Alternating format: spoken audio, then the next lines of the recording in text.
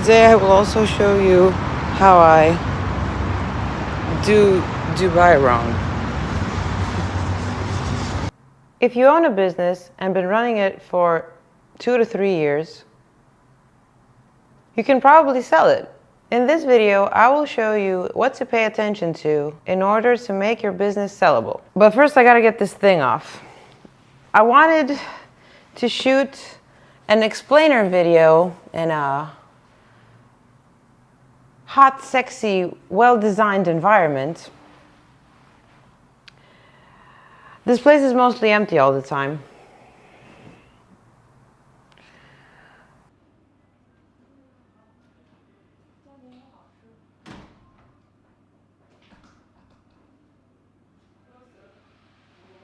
It's one of those liminal spaces in Dubai.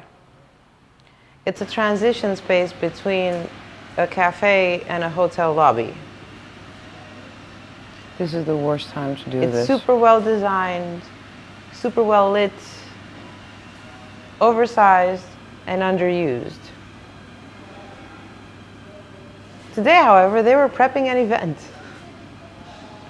Out of all days, I was so ready. This was my only option because it's the building next door.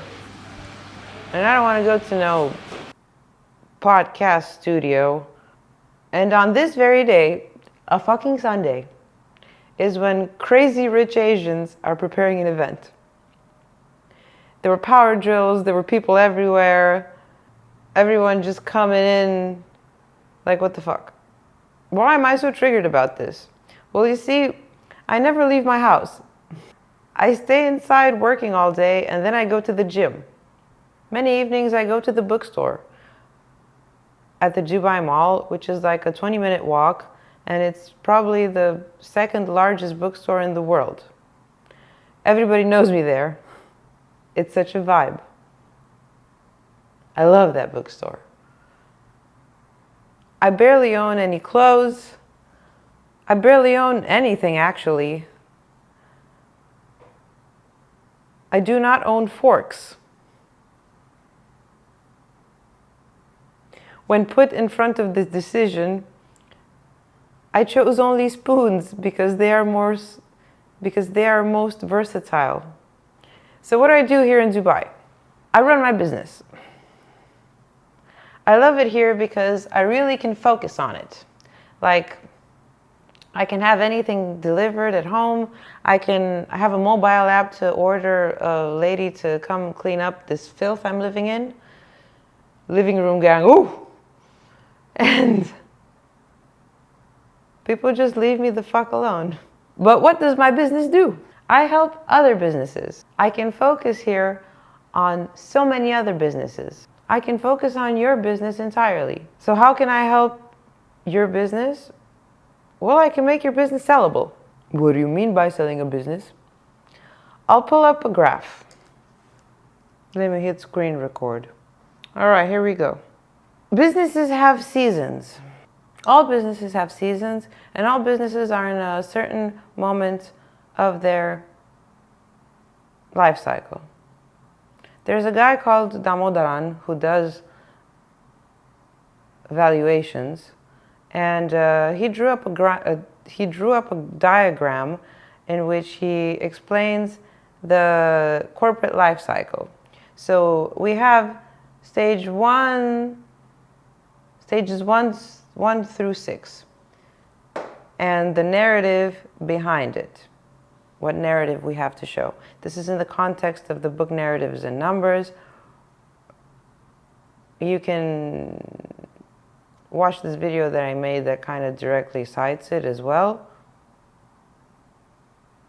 But anyway, we have startup stage, young growth stage, high growth stage, mature growth, mature stable, and decline. And the thing about businesses is this is unavoidable with the management structure that anybody has at any given point, because you eventually have to switch out managers, and you eventually even have to switch out employees, obviously, but even board members. So the initial team that you started something with, the visionaries, the people that did the innovation, the people with a lot of energy and dedication that put in the hard work, they're perfect for the stage 1, but they might not be so perfect for stages 2, 3, 4, 5, and 6. And you're gonna keep swapping out people for your business, or that's at least what you should do. And unavoidably, if this is your business, if you are the owner, you're gonna become a liability. And you're gonna have to remove yourself because the business itself is sentient. It's like it's alive or something. And you hurt it more than you help it. That's why we have this stage 6, which is decline. And that's why if you want to keep a business alive with all its paying customers and for it to continue to grow, it's gonna have to eventually get sold to somebody else. That's not you, because you will suck at that time. I believe in our fundamental rights in free markets to have an idea that addresses one type of individual and serves him solving one type of problem, and build a business around this idea, grow it, scale it, and eventually, if or when we stop identifying with this business, we can exit it. But you can't exit any piece of shit business. You kind of have to build it in a sellable manner. What makes a business sellable? Well, not that many entrepreneurs know that a business exists in 2 realms. It exists, everybody knows about the physical realm in which all business operations take place, but not all business owners know about this higher realm of value creation.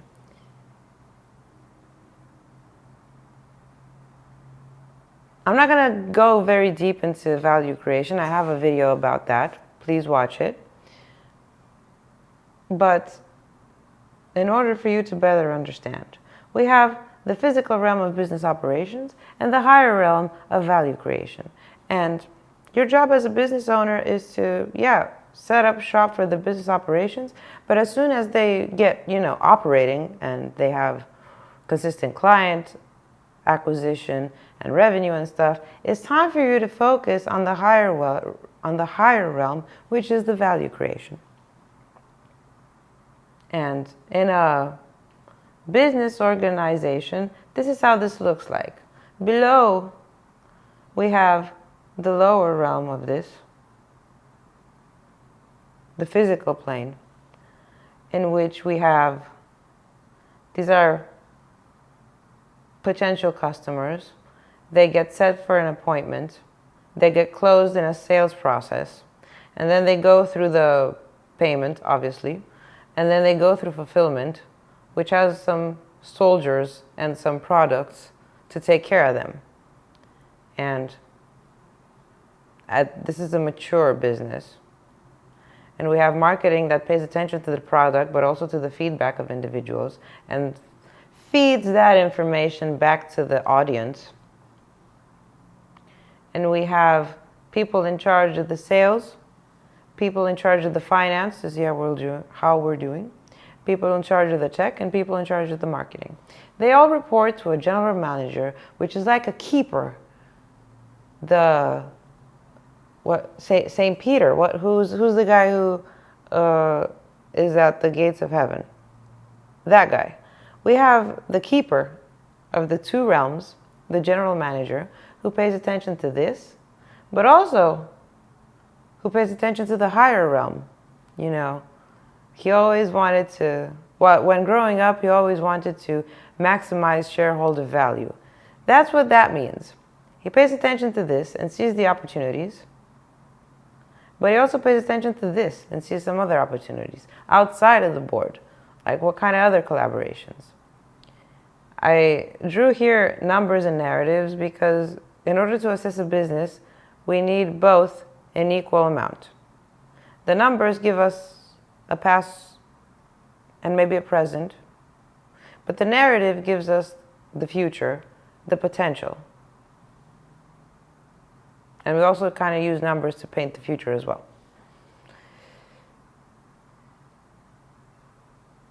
A very valuable role for a general manager that few general managers really know, the really good ones know, like those C-suite executives that go from company to company and they're like top dog. They know that sometimes complex sales and communications to or others are their responsibility.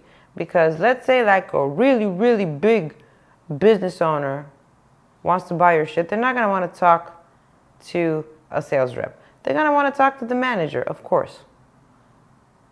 Because that guy is interested in long-term business. And this guy, the general manager, should fucking pay attention. Because that's true value creation, long-term partnerships. Then you use them to leverage the image of your business to investors.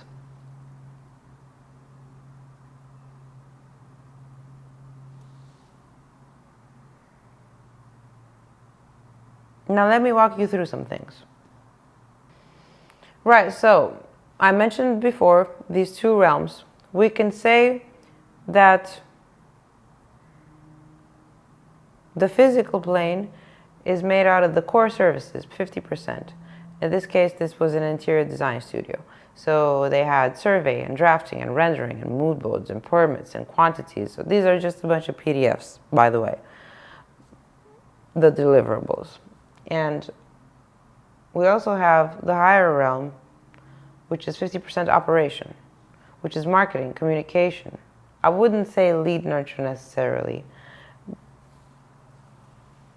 but even fiscal optimization, where the company is located. These are all profit affecting. So the core services are customer affecting, and these operations are profit affecting.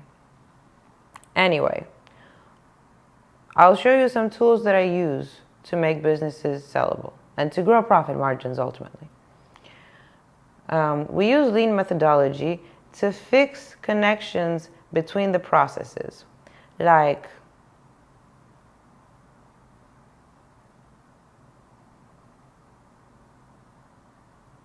we use lean to reduce waste. And there are many types of waste. We have transportation waste, we have inventory waste, we have motion waste, we have waiting waste, overproduction, overprocessing, defects, and skills. What you have to remember from this lean methodology is if it doesn't serve the customer and if it doesn't raise the profit, it's waste.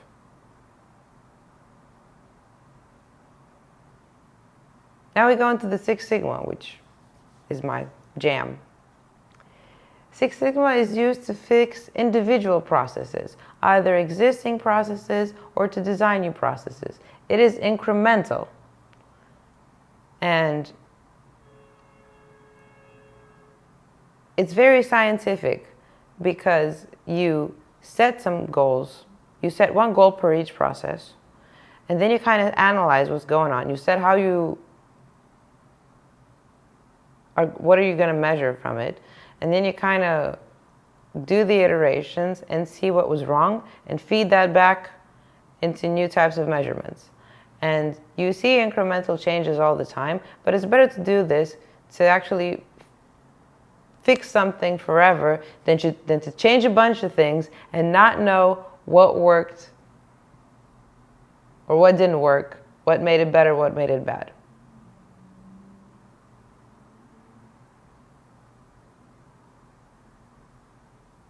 Anyway, let's carry on with this.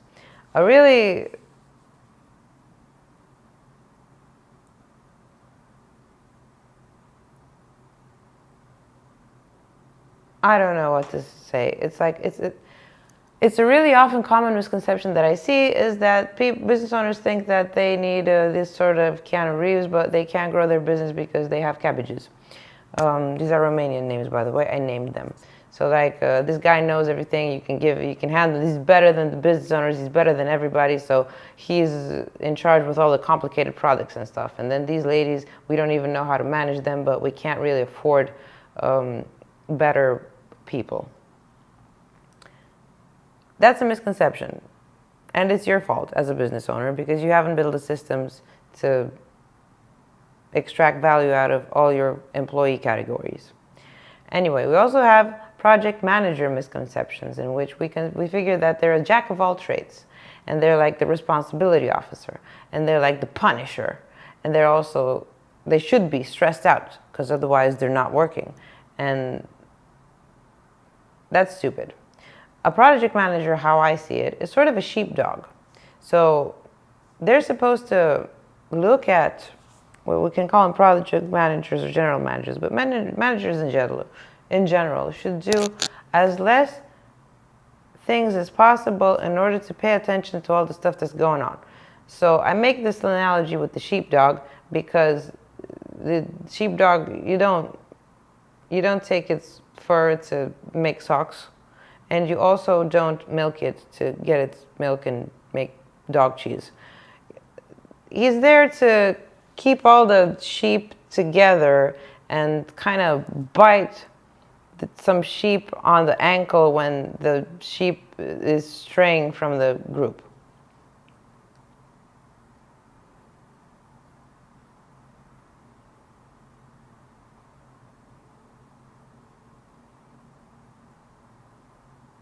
Another misconception, or basically a misconception that holds all of the misconceptions, is the fact that we have one general manager and a bunch of neos and with an army of cabbages. So general managers that oversee this whole thing, and like there's this whole pyramid structure thing going on in which the general manager oversees everything and is responsible for everybody, and then these guys are like team leaders, well, I don't know, better than anybody else, and then we have this army of people who are just who are working on deliverables and stuff. That's what people hope for when they make a organization hierarchy. But what usually happens is that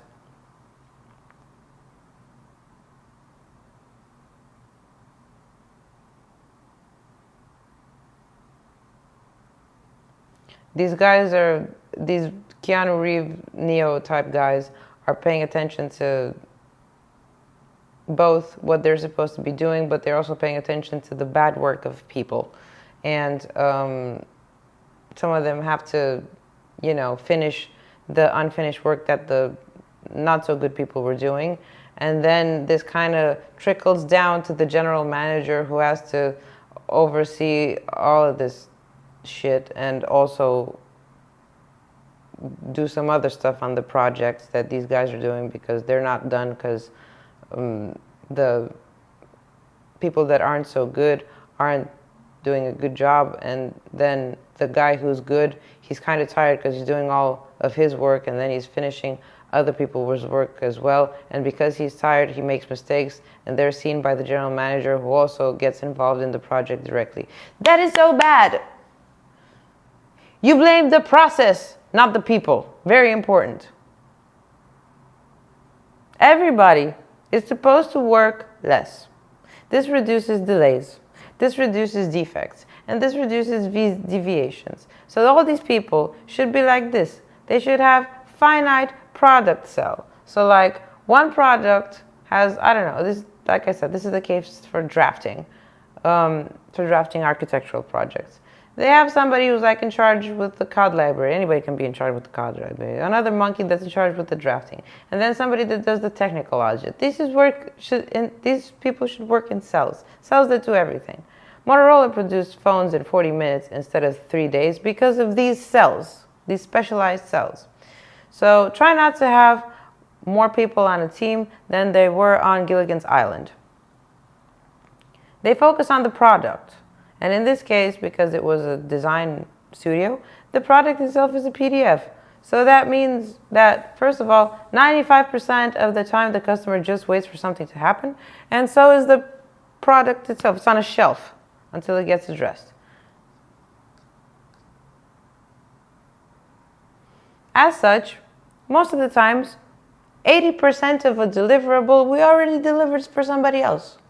So like we can reuse 80% of something if it's properly structured, and then we only have to pay attention to 20% of the thing.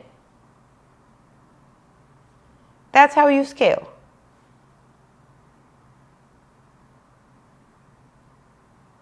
And now let's get into sales. So this is directly related to the fact that people don't know how much to charge for their services. You kind of figured that out in the sales process, because a normal close rate would be 15% for a sales rep. That means that he gets 85% no, and maybe 30% to the founder. That gets 70% no. But what does the no really mean? The no really means I need to check the market first. Let me check my cash flow and get back to you. Maybe not for this project, but I'll have you in mind for another project. And that's okay, because a customer has to be in the right stage of his life and at the right time of his stage of his life. So it's normal to get 80% no's, because it truly means no, not right now. And only 10% of all the people you're gonna pitch to actually fucking hate your guts. And that's okay, these guys. When you have everything set up and systematized, you understand that the optimizing is a continual process, and as soon as you systematize it, you can keep track of everything. And that allows you to unshackle from the operations, from the physical realm of the business, and focus on the higher realm of value creation. And I would suggest you look at my video with best and worst business organizational structures, and I'll see you there. Bye.